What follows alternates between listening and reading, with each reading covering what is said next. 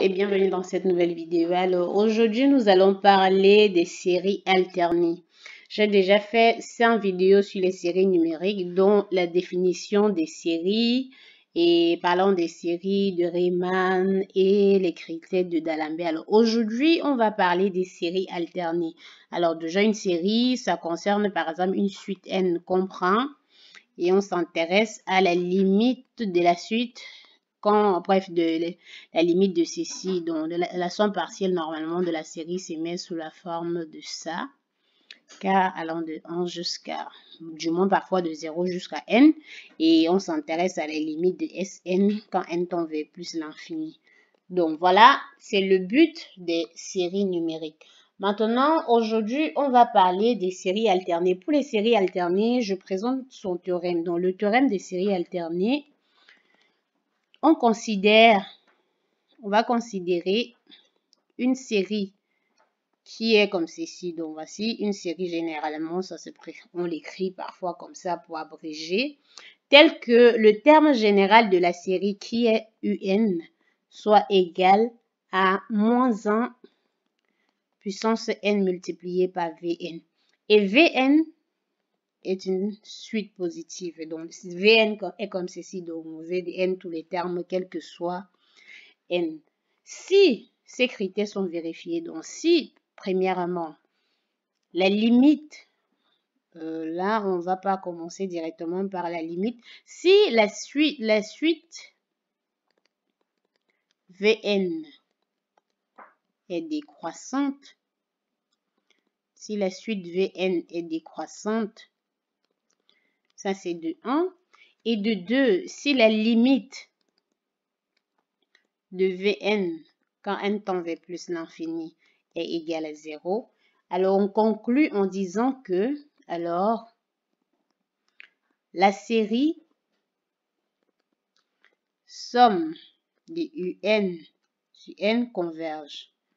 Donc voilà ce qu'on appelle les séries alternées. Donc voilà le théorème sur les séries alternées. Si vous prenez une série de termes généraux un définis comme ceci, du moment où Vn vérifie ces deux conditions, alors la série converge. Pour cela, je vais présenter quelques exemples. Donc, exemple, je prends le premier cas, petit a. J'ai la suite somme sur les n supérieur ou égal à 1 de moins 1 puissance n divisé par n. Alors ici, le terme général, c'est tout simplement un égale à moins 1 puissance n divisé par n. Et là, si on veut écrire comme tout à l'heure, on peut dire que on a un qui est égal à moins 1 puissance n fois Vn avec Vn qui est égal à 1 divisé par n. Vous pouvez tout simplement voir que la limite, premièrement, la limite de ce Vn quand n tend vers plus l'infini est égale à la limite de 1 sur n quand n tend vers plus l'infini, ce qui est égal à 0. Et deuxièmement, si vous faites la dérivée et tout ça, vous pouvez juste vous en rendre compte très rapidement que la suite Vn est décroissante.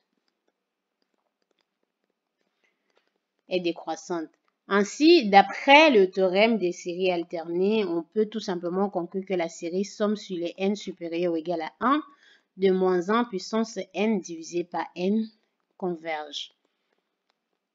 Je prends deuxième cas où on a la série somme sur les n supérieur ou égal à 1 de moins 1 puissance n divisé par racine de n. Alors, vous pouvez constater que cette série se comporte exactement de la même façon que celle qu'on avait précédemment. Donc, à la différence, ici, on a la racine de n. Et lorsque vous dérivez tout ça, on va tout simplement se rendre compte 1 divisé par racine de n, ça tend vers 0 quand n tend vers plus l'infini. Et la série qui est définie par ceci, elle est décroissante. Et la suite, pardon, de 1 sur racine de n est décroissante. Et donc, cette série converge. Je passe dans l'autre cas. Je présente deux autres exemples que je ne vais pas forcément développer. La somme sur les n supérieur ou égal à 1 de moins 1 puissance n fois sinus de 1 divisé par n. Alors, donc, il y a ceci. Ça aussi, vous pouvez le démontrer simplement en regardant la limite de ceci. Et dans l'autre cas,